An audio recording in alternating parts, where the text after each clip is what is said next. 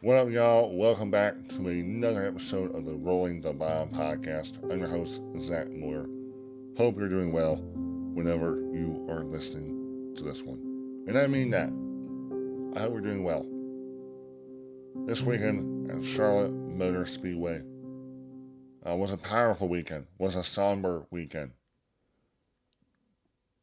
It was a weekend I think many people in the NASCAR industry that were there in person won't forget.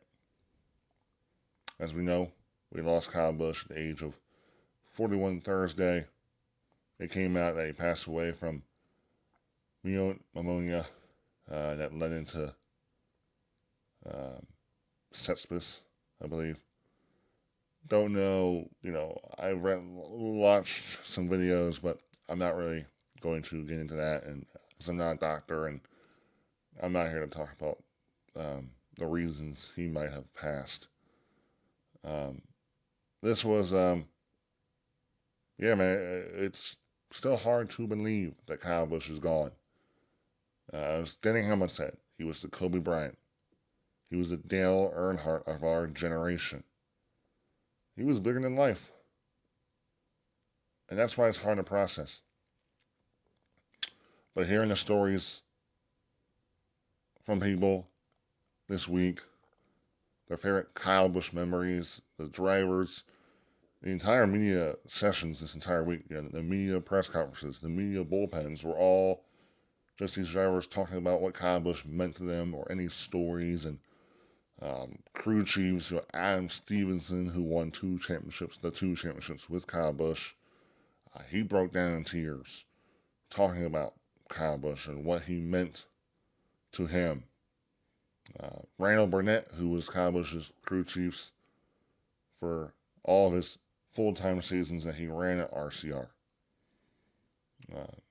Jeff Dickerson for Spire Motorsports, co-owner, who was Kyle Busch's spotter and one-time agent for him during his career. They bought Kyle Busch Motorsports from him, and now Spire Motorsports, their team has ran out of that shop that Kyle built when he started Kyle Busch Motorsports for the Craftsman Truck Series. It's going to take some time getting used to Kyle not being a part of sport. I'm going to miss being able to turn on a Friday night Truck Series race and know that Kyle Busch is in that field. That's what made the Truck Series more intriguing, having him out there. He hadn't run a Rally Series race in a little while, but I'm going to miss that.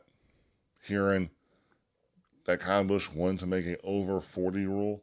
Steve O'Donnell during his media press conference on Friday talked about Kyle, I think, calling him or texting him Tuesday about making a rule where you're over 40 years old racing the Cup Series. You can run full time in the Truck Series. They made rules to limit Cup guys with 3+ years of experience from running the entire Truck Series schedule because the Cup guys were winning so much. And a lot of that was started because Kyle Busch was tearing up these lower series. 102 victories in the O'Reilly Series and 69 victories in the Truck Series. Those are both first overall. He's number one in wins in both those series. So that was like heart-wrenching, knowing that it looked like Kyle Busch was really trying to go after that third championship in NASCAR. If he won the championship in the Truck Series, he would be the first driver to win a championship in all three of NASCAR major series. Hearing that Dale Earnhardt Jr. said that Kyle Busch was going to end up running, I think, one of Junior Motorsports' late models in the Cars Tour race.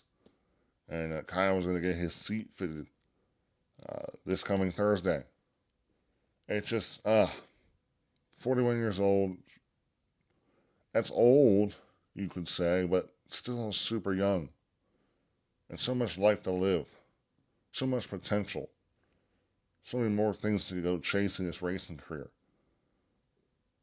And also continuing to help be the best dad that he was. And I think we realized, I kind of talked about this when I talked about Kyle Busch's career, but I think, he was a hothead. He made a lot of mistakes, did a lot of things on track, which gave him the nickname Rowdy. But once he, met Samantha, got married, and had kids, it changed the way we looked at Kyle Busch a whole lot different. And that's where, we lead into this weekend.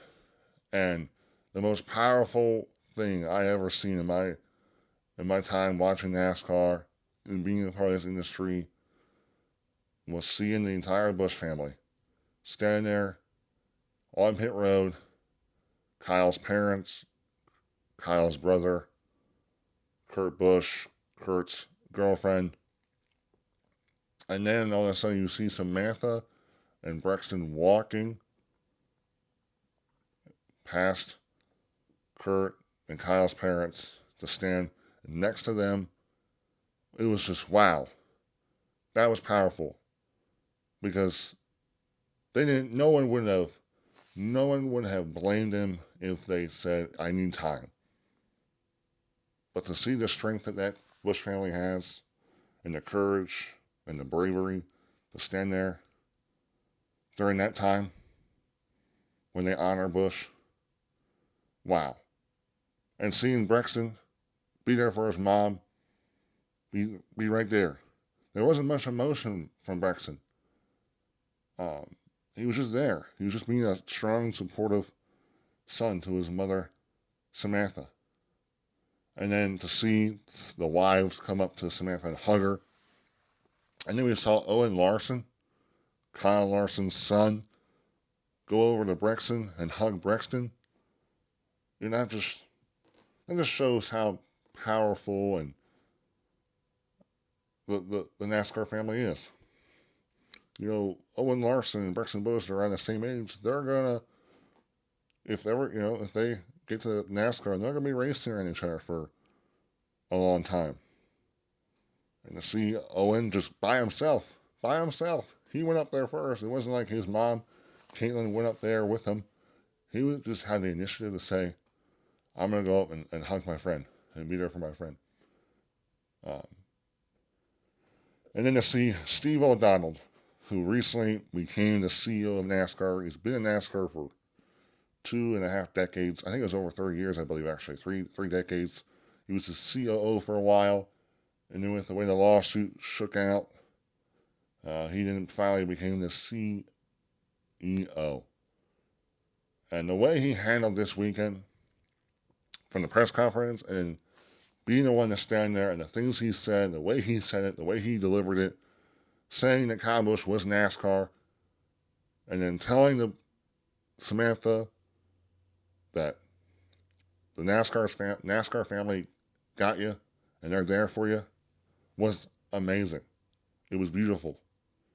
And that's right there. I think a lot of people are saying it as well, but Steve O'Donnell right there showed that he is the right guy to take this sport into the next decade or more. He's the right guy. That was amazing because how are you supposed to, in words, say what Kyle Busch meant to this sport? And how are you supposed to, in words, say to the Busch family what Kyle Busch meant to this sport? I don't think Steve O'Donnell could have done it any better. And the tributes, Kurt put 8 white roses on the 8 number. I thought that the way they did that was amazing. On lap 8, you saw the fans put up 8 fingers. I thought they did an amazing job. When they had that presentation as well, there was the drivers, wives, team members, other teams that were all behind the Busch family as well. That whole moment will go down as one of the most powerful moments. It will be up there with the moments where NASCAR was dealing with the passing of Dale Earnhardt in 2001. My prayers are with the Busch family, during this time. Because it's going to be hard, of course. I think everyone realized that racing, even after that race ended yesterday, it still felt like that racing still wasn't the most important thing, and that everyone's minds were still on the Busch family. And I know for a fact, Brexton Busch is going to have a a lot of support during this time because of what he does. He races, and there's going to be a lot of people wanting to help Rexon and continue his journey. And you know that Samantha has made a lot of relationships in the garage because of her time being in the sport with Kyle. I mean, the amount of wives, like I said, that were going up to her and hugging her and being there for her and consoling her was amazing to see. And now Lennox, she's 4 years old. She's way too young to understand that, her father is gone, and she's going to go most of her life. She's going to go the majority of her life not having a father. So, prayers to the Busch family. But I thought the way NASCAR handled this whole situation, and I think the way that NASCAR will continue to handle this, was amazing. The way RCR handled it, the number 33 will be on that car, which was the 8 for remainder of the season. They said that the 8 number will be waiting for when Rexon Busch is ready. I thought that was the way they handled that was amazing. And then I thought, the way JGR said that they will also be there for the Busch family. And one thing I kind of hated is that I felt like some fans maybe still look or have anger towards JGR with the way that they handled the way Kyle left the team. And I think that there's been a bad reputation put towards JGR because of that, which I don't think it's fair. But I hope people, don't really, I hope they get the full story someday, because I think Joe, and that's a great family. The Gibbs family is an amazing family, and I think they're going to be right there for that Busch family as well. Now, as we move to the Cup Series race, Daniel Suarez is the Coca-Cola 600 winner at Charlotte Motor Speedway. Wow. Incredible strategy call. They chose to take 2 tires when everyone else took 4 on the last pit stop of the race. They jumped 13 spots, and then they held off 2 of the best drivers in Denny Hamlin and Christopher Bell on those 2 tires. And then it played perfectly in with when the rain hit. It came hard, and they called it. Incredible strategy call, but Suarez had some help there with Kyle Larson, Chevy teammate, to give him a great launch to clear, Christopher Bell, who was on the outside of both those restarts. I think if they're side by side, I think those 2 tires become a disadvantage versus the 4. But when Suarez got out front, he was able then to kind of control and see and kind of block and put that 20 in dirty air. There was a couple of opportunities there in that first restart where Bell got held up on the outside when the 7 of Suarez blocked. Hamlin had a run on the inside, and that was right when the caution came out. And then there was another moment there on that second restart, a lap later, after Suarez cleared Bell again on the final restart of the race, it was, where we saw Hamlin go bottom. Bell went up top. They were going to almost look like they were going to split. Suarez, this was a 28 to go, and none of them could get even a corner panel on that 7, at least try to side draft him. So it was impressive for Suarez. This is a big win for Suarez. Suarez lost his ride at Trackhouse. Pretty much Trackhouse said, we don't think you're not good. We'd rather go and bring in Kyle Busch. And right now, I actually would say that, maybe that was the best decision that Suarez ever made, or maybe it was a blessing in disguise for Suarez to pretty much be told that you're not good enough anymore at Trackhouse. And now to come to Spire, that 17 he's run way better. 2022, when it was the first year of Next Gen, was probably Suarez's best year at Trackhouse. And right now, I think he's running the best, maybe better than he's ever run in his career, consistently. And I think he's going to now, with this win, he'll definitely, I think he's on a 1-year deal. He'll probably be re-signed Freeway Insurance really likes him. Coca-Cola, he has a lot of good sponsors. But for this win for Suarez, it was emotional. He was crying post-race. I didn't know, but Suarez did win a race for Kyle Busch Motorsports. And also, Suarez was Kyle Busch's teammate in 2017 and 2018. Suarez won the Rally Series Championship for Jugos Racing in 2016, but then when when Carl Edwards retired unexpectedly, Suarez got put in that ride, and Suarez struggled, and that's why he lost his ride after 2 years there. But Suarez talked about how big of a help Busch was. He was there for him. He was like a mentor to him. This was a big win for Spire Motorsports. Of course, it's their second win of the season. They're now the second team to win races with multiple different drivers, I believe, this season so far. Gibbs and Spire, the two teams. But that Spire shop is Kyle Busch Motorsports. They bought all the assets for Kyle Busch Motorsports in the Truck Series, and then they start their Cup Series team in there. So the connection between Kyle Busch and Spire Motorsports is very, very deep. Jeff Dickerson, who is a co-owner of Spire,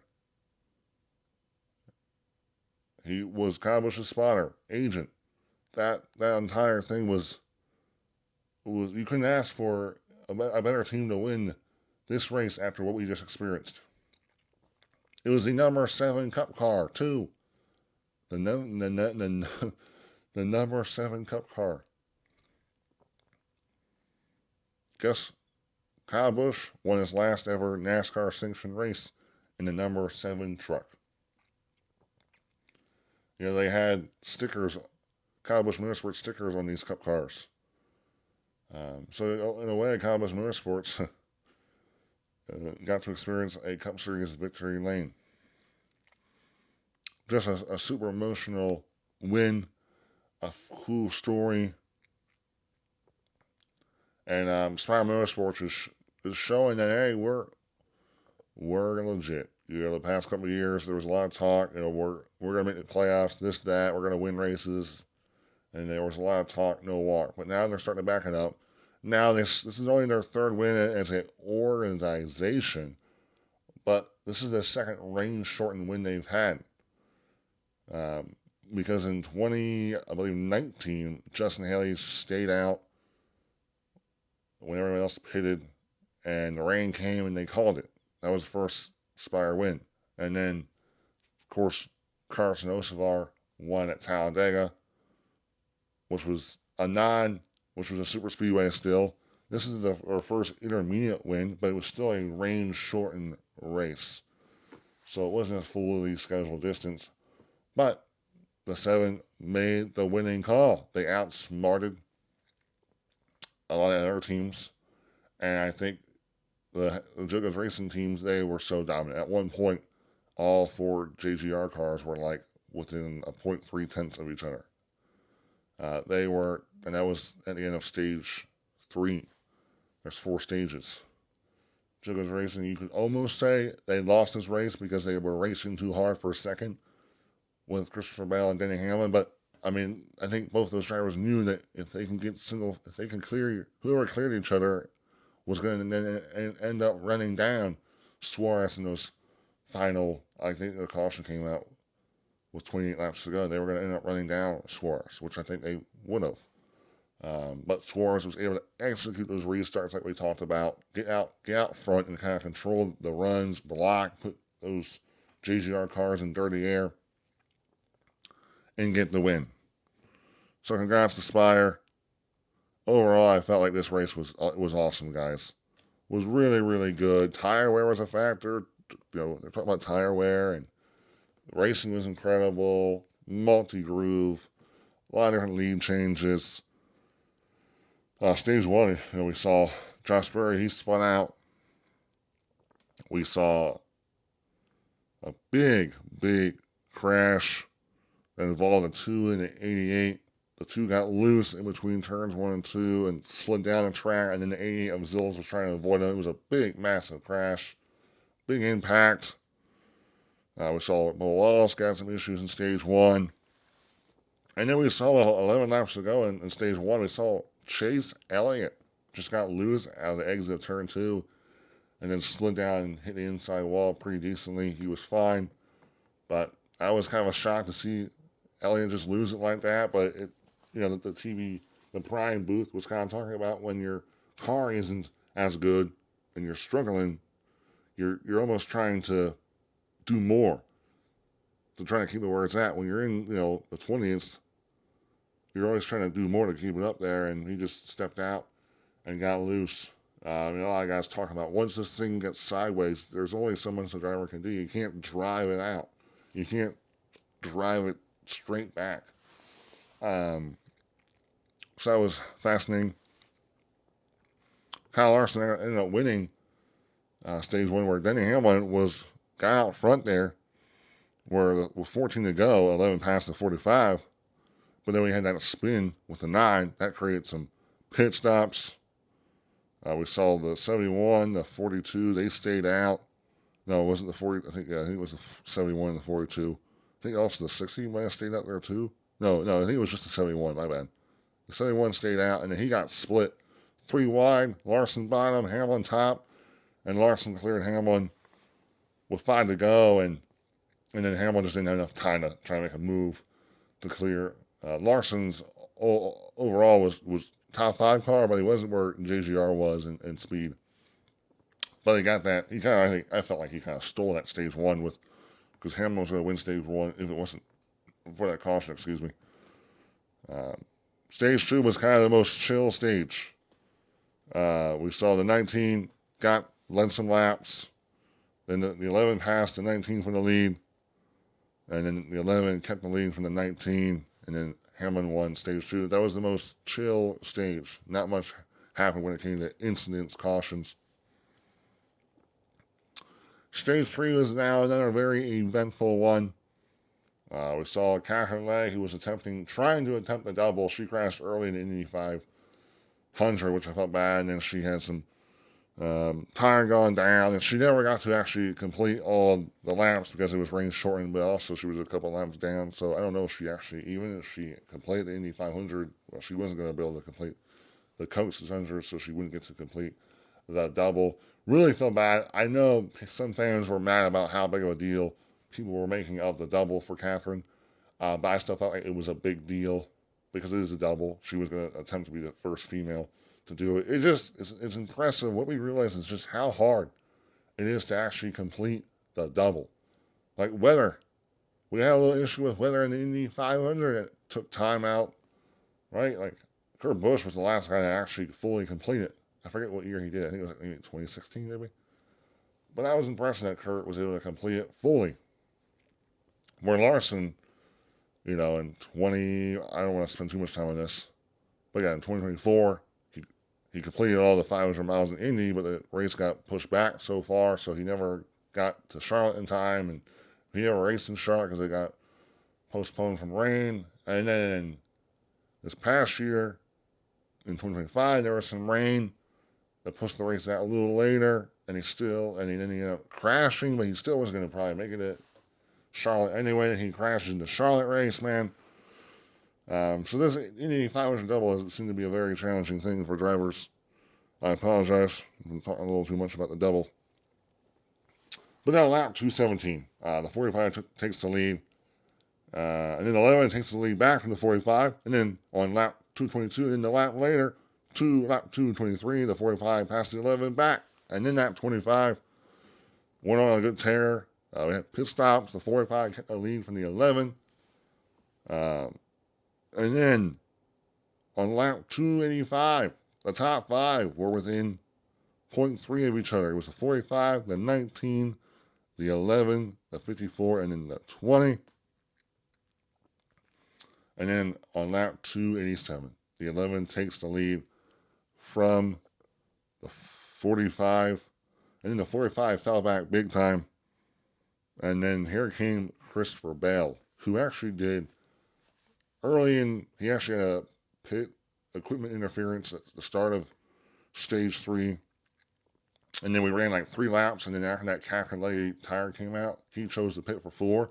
And actually, he ended up having an advantage on tires, and he was making quick work. I don't know where he actually restarted, but he had a little tire advantage, a little small tire advantage, and that actually would help propel him to get to the front. And then with 5 to go, the 20 passed 11 for the lead in stage 3. And the Bell won stage 3. And then when we came to this race had 4 stages. 4 stages. The only race we had 4 stages in. Before I keep going, I just want to make sure I didn't miss any. Yeah, I guess there was actually no cautions in this stage either. No notable ones. And then we get to the final stage, stage 4. The 54 got out front early in stage 4. But then we had a caution, which was our 8th caution of the race on lap 319. The one had a hard hit in the inside wall, but it was started when the 47 Rick Sales Jr. was on the outside. He had the momentum on the outside. The one was on the bottom, trying to come up to clear the 47. The one was trying to come up and clear the 47. But the 47 had such a good momentum that he tried to make a move on the one at the same time the one was coming up, and he was not clear of the one. He kind of grazed in front of the one's bumper, and that shot the one down the inside wall hard. But it almost seemed like the 47 didn't get out of the gas, didn't want to give the one the brake. I guess he didn't want to hit the one in the back and just propel him forward. He was trying to make a move, and he misjudged. That was a big impact for Ross. Then we had some pit stops. We saw the 97 to 54. They stayed out. Mostly everyone else pitted the 5, the 20, the 11, the 19, the 43, the 22, the 38, the 45. They stayed out. The 45 lost 4 spots. The 45 took 4 and lost 7 spots. I believe then I think the 20, and then everyone else then took 2 tires. Then I believe that's when it was. 97 now, lap 327. Shane Van Gisbergen took the freaking lead. Shane Van Gisbergen took the lead. Well, he was on a tire disadvantage, but he was making it work. Led 11 laps total. I still don't believe that Shane Van Gisbergen will win a oval race in the Cup Series, because I believe if he ever wins one, it'll be kind of like Suarez did, where they were one with a different tire strategy, and then they're able to get a couple of restarts that worked out, or range shortened. Because I still don't think SVG has the speed to consistently put a full race up front together. But this was definitely probably his best oval race. He was inside the top 10. Started the race in the top 10, in the top 5 due to the metric, because it was qualifying was rained out. That was a good run. And then we had a massive crash that involved the 19, the 17, the 60, and the 21 on lap 329. The 17 and the 60 were side by side. The 19 were behind them. The 19 looked like he had a run, looked to try to make it 3 wide down the back stretch. But then the 17 kind of countered the move, almost expected the move to be made for the 19 to go 3 wide, made a little bit of move. That then propelled the 17 into the 60. Then the 60 spun down, and while the 19 was coming through, the 19 got collected. 19 got a hard impact in the inside wall. The 60 and the 17 had some massive damage because they hit the wall as well. That was a big incident. Chase Briscoe was going to have, he had, I think, a top 5 car, was super fast, ran top 5 all race, and then got mired in traffic, and he made a move, and the 17 blocked it, and the 17 paid for it, and the 19 got involved as well. That's another just a disappointing day where a race where the 19 probably should have had a top 5 day. Doesn't get it. And then after that, crash. We saw the 67 to go, the 54 pits from, I think it was like top 5. And then On lap 3:38, 62 to go, the 20 takes the lead from the 97. And then we on lap 48, or 48 laps to go, I should say. There was a caution for lightning. And usually when there's lightning in the area, it's a 30-minute delay. Well, I guess NASCAR had a meteorologist, and they said that the lightning was moving away, and it was far enough away, so the lightning delay was over. They just kind of rolled around there for a couple of laps, but that's kind of unique that they have someone up there that helps them decide or helps them dictate how close that lightning was. It was just kind of like a cautionary caution. But the lightning caution is what then helped, or made, that was the caution that then the 7 car of Daniel Suarez, he took 2 tires. That was 45 laps ago is when those pit stops happened. And then we talked about the 7 had 2 incredible restarts that got him out front, and they had to do a little bit of aero blocking. And he had great pushes, both those 2 restarts, with help from the 5 of Kyle Larson. The Chevy teammate was on the bottom. It was interesting. Denny, who was third, never chose to go and restart behind the 7. They chose to be on the outside. And that, in a way, I don't know. I always kind of find it interesting there. Would Hamlin have been better to restart behind the 7 and not push the 7? But he probably would have felt like maybe would have been held up by the 7 anyway, because of those 2 tires, and the 20 probably would have been able to clear the 7, and then maybe the 11 gets bogged down. And then maybe the 5 chooses the outside anyway and then clears Hamlin. So, and Hamlin falls back to maybe like 3rd or 4th and gets held up.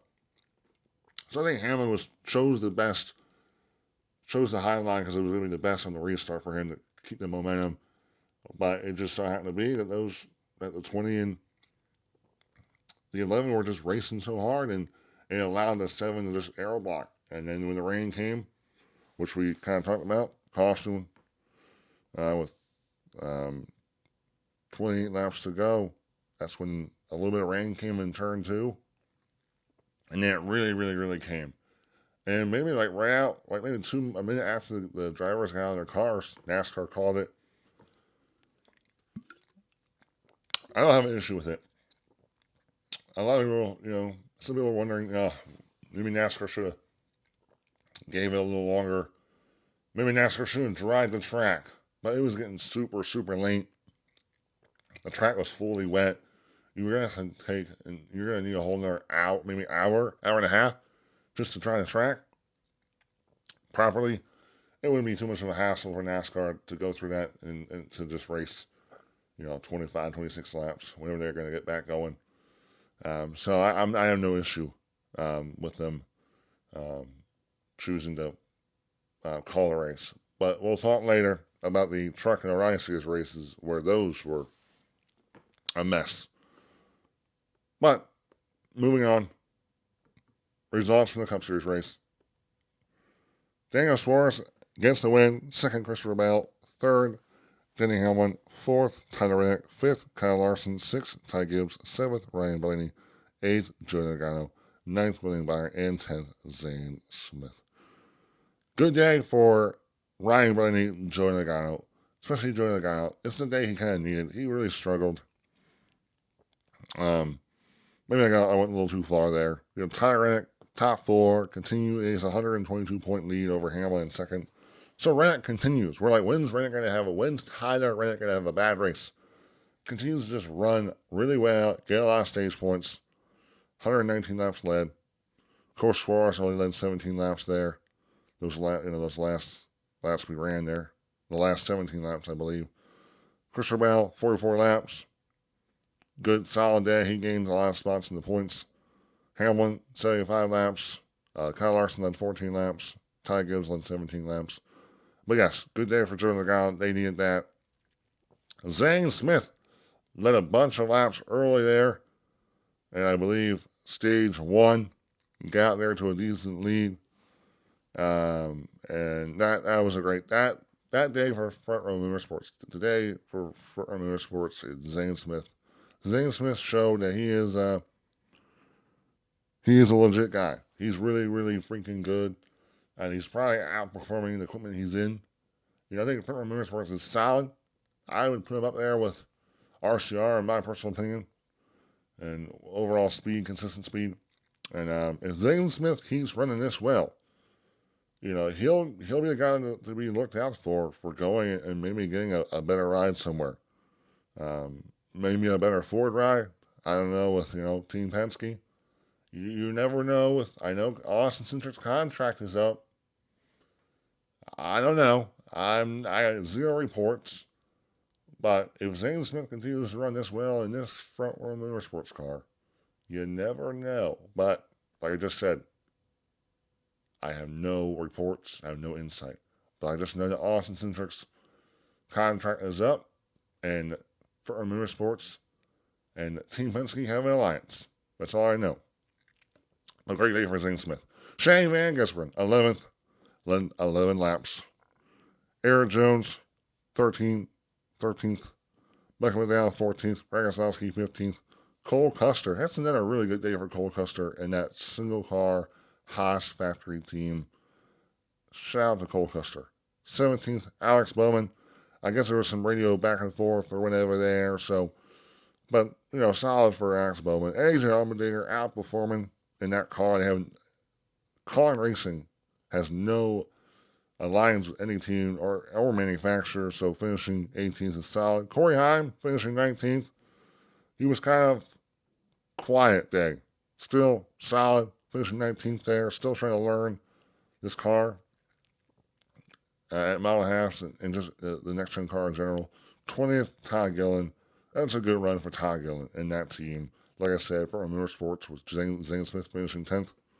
Good run for them.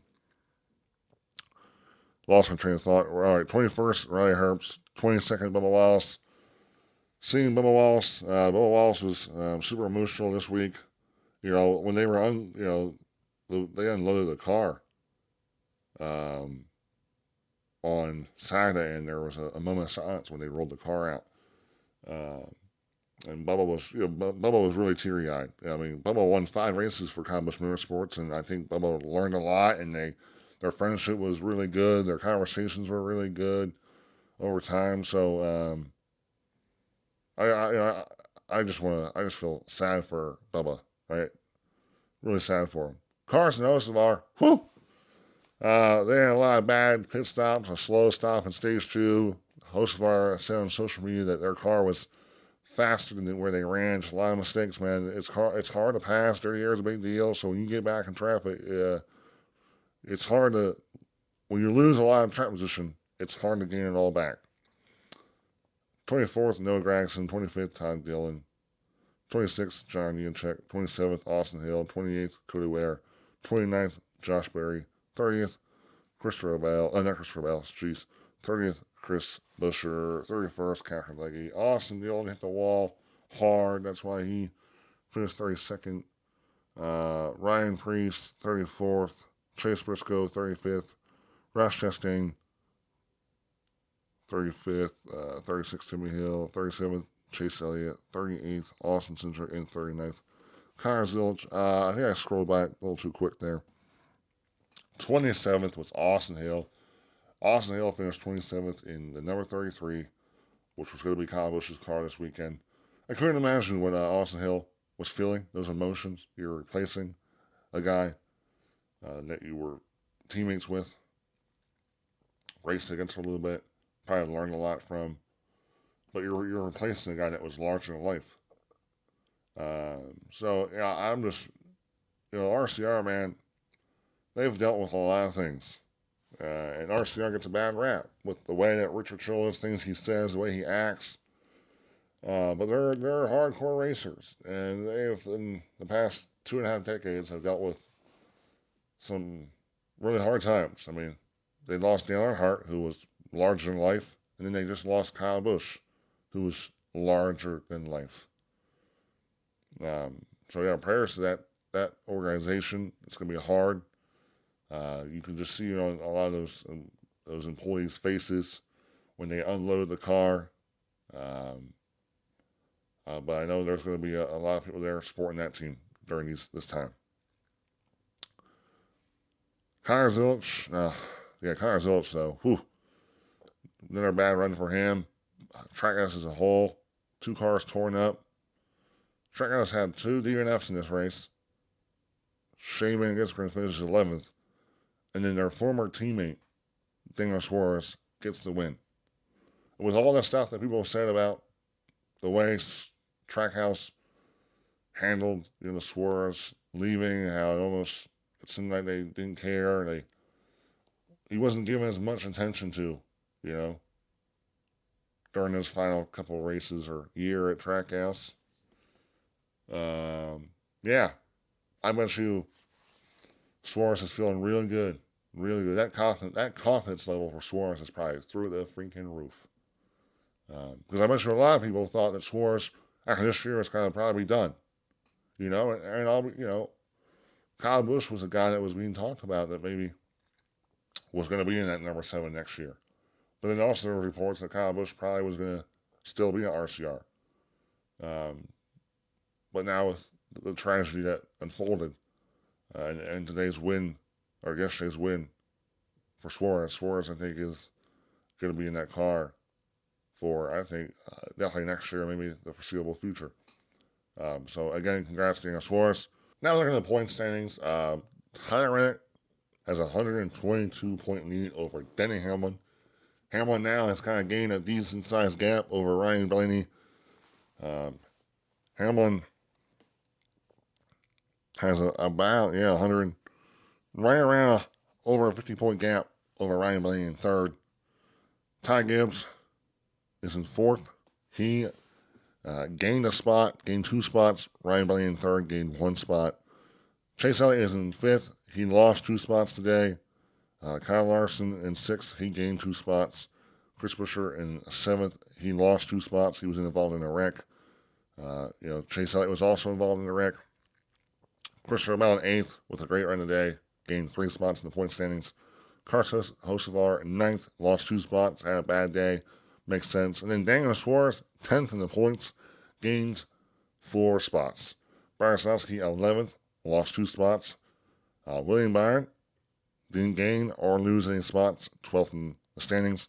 Will Walsh, 13th in the standings, but lost 3 spots. Didn't have a great day. Shane Van Gisbergen, breakout oval race performance, gains 2 spots. Chase Briscoe is in 15th, gains 2 spots. Ryan Preece, 16th, final spot in the chase, lost 3 spots. Austin Cindric lost 2 spots, is now in 17th. Joey Logano stays in 18th. Zane Smith gained 2 spots. I want to see he's in 21st. Eric Jones in 22nd, gained 3 spots. Ross Chastain lost 4 spots. He's in 23rd. Nothing else noticeable in the point standings. Moving on. The overall race. 12 cautions for 75 laps. 75 laps under yellow. There was 32 lead changes.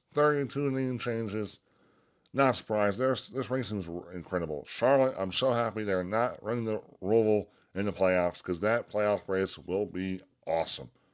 And it also will be during the day, too. 13 drivers led laps. Tyler Reddick led the most laps, led 119 laps. Reddick was really good in the long runs, but then he would fade a little bit. Tire wear. Tire wear was a factor. Speaking of tire wear, right? Hamlin 75 laps, second most.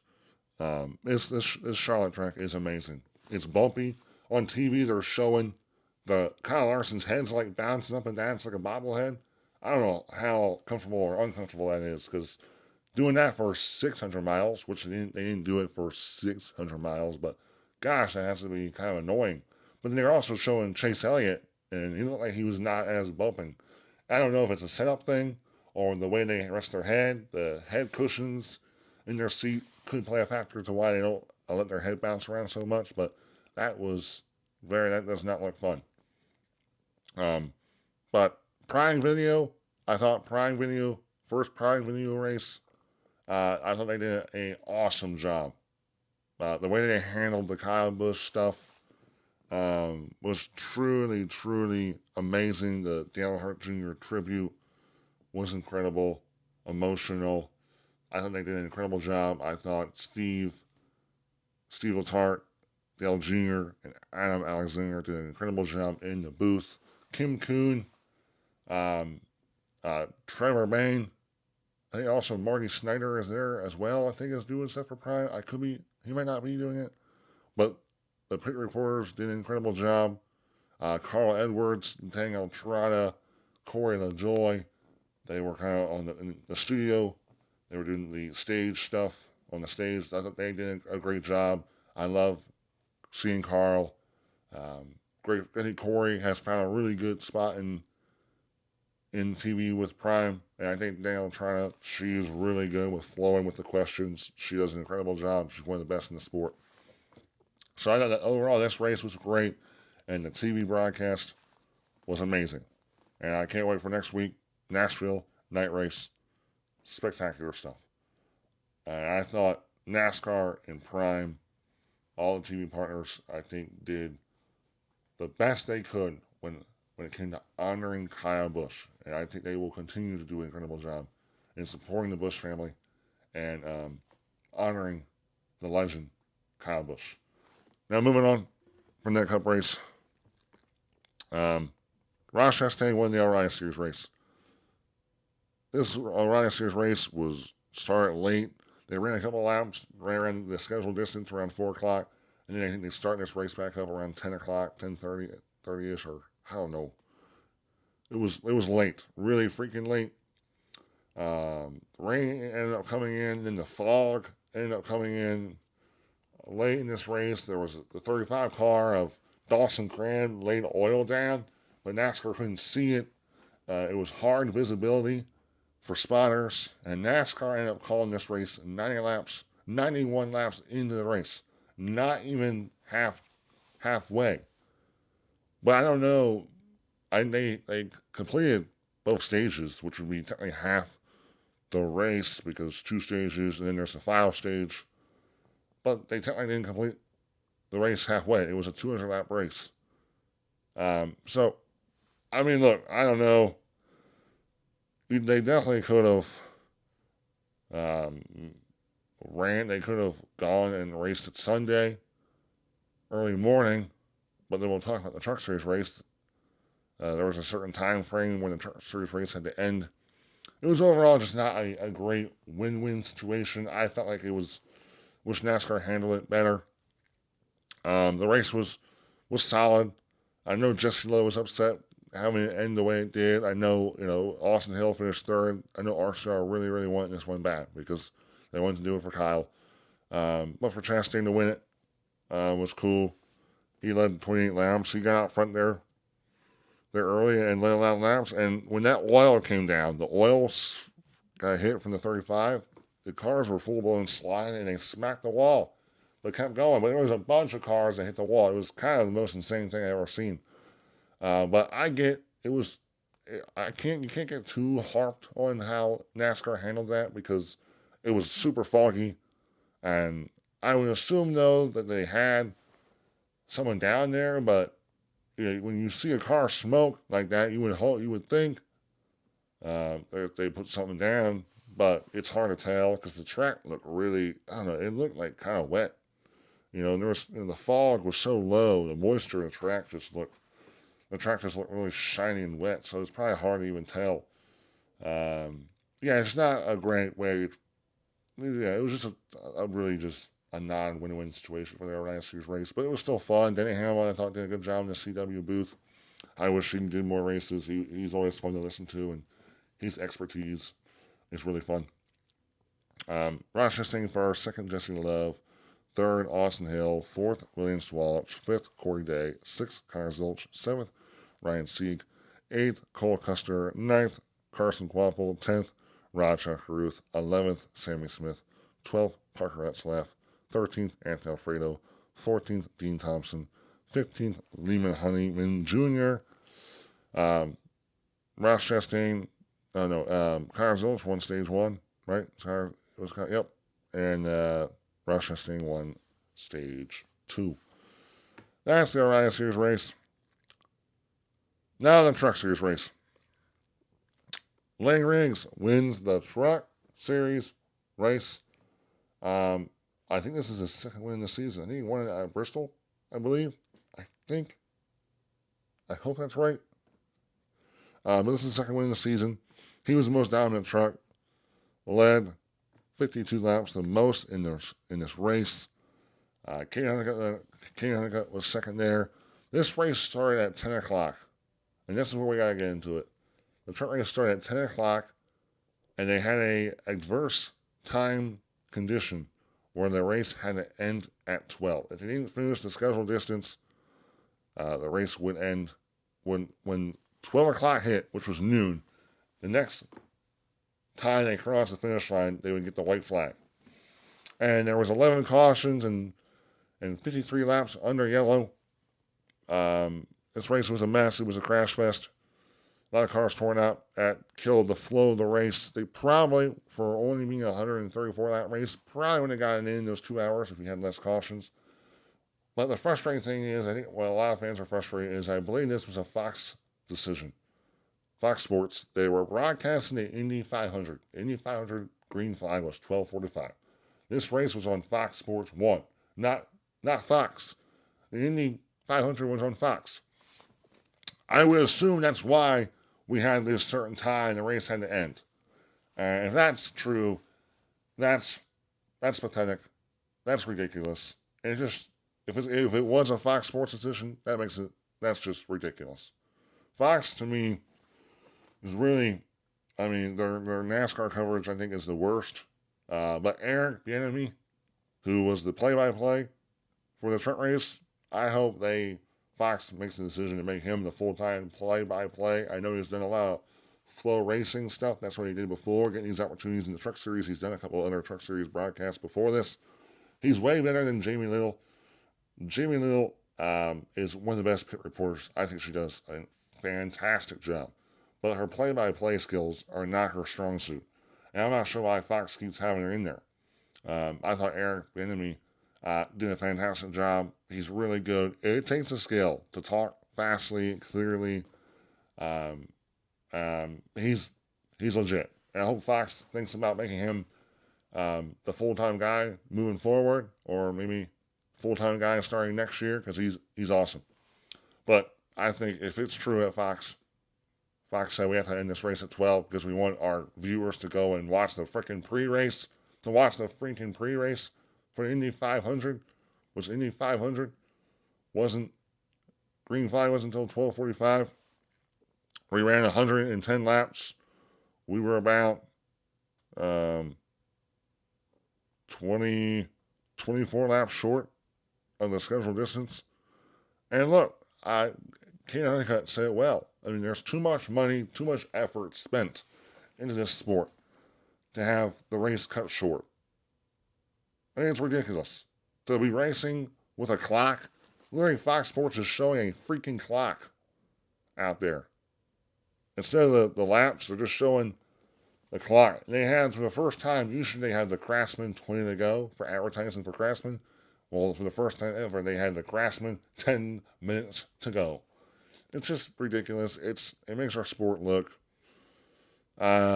unprofessional, cheap. That we have a certain time we got to end when there's no other on-track action on Charlotte. There's nothing until the Coke 600. But, which I believe, I don't know if it's certain. If Fox was the decision to why this race had to end at 12, gosh, I think it's ridiculous. That's what it is. But congrats to Lang Riggs. There was 18 lead changes, 9 drivers led laps, top 15 to finish this podcast off.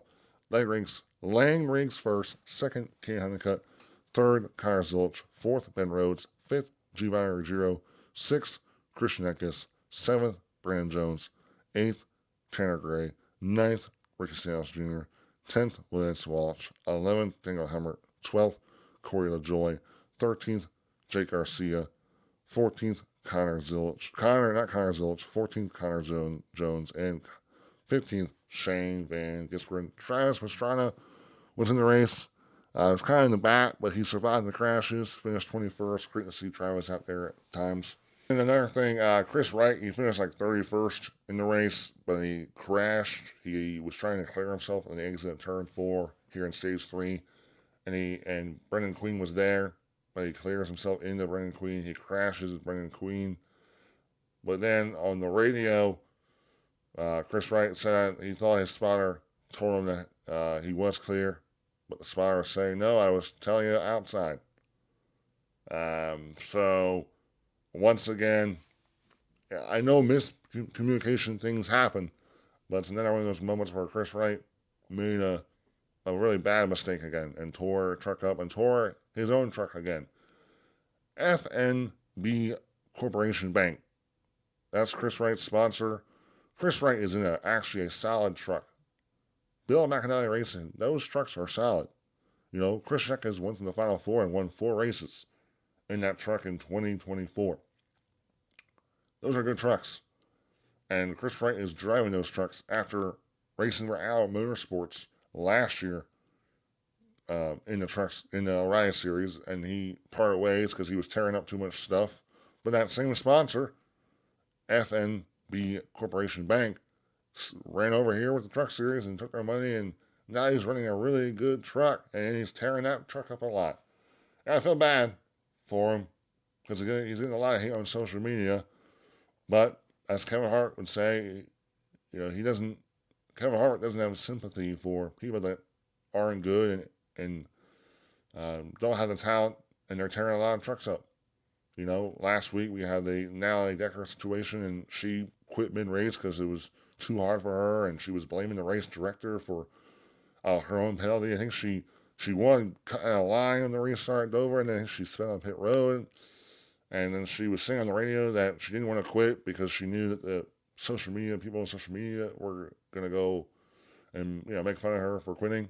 The fact that she quit is bad to say, but the fact that she was thinking about what people are going to say about her quitting during the race, that tells me you're not mentally focused on what you got to be focused on.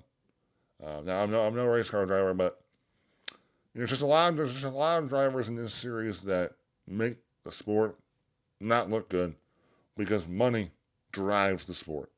You have a lot of drivers that got sponsorship, but they just don't have the talent and the ability, and they're taken away from other guys that had the talent, just not the money. But again, that was quite something. Overall, guys, thank you guys for watching. My prayers are with the Busch family. My thoughts are with them. It's still hard to process this very sad tragedy. But as Steve O'Donnell says, we got them. We got the Busch family. We're there for the Busch family. I think the support will be overwhelming for the Busch family as they go through this challenging time. I think that support will continue to be with that family decades down the road. Thank you guys for watching. I hope you enjoyed it. Stay tuned to my short form content, not content. Nashville this weekend. Cletus McFarland's back behind the wheel. Should be fun. Looking forward to it. Like I said, thanks for watching. Have a good week. Goodbye.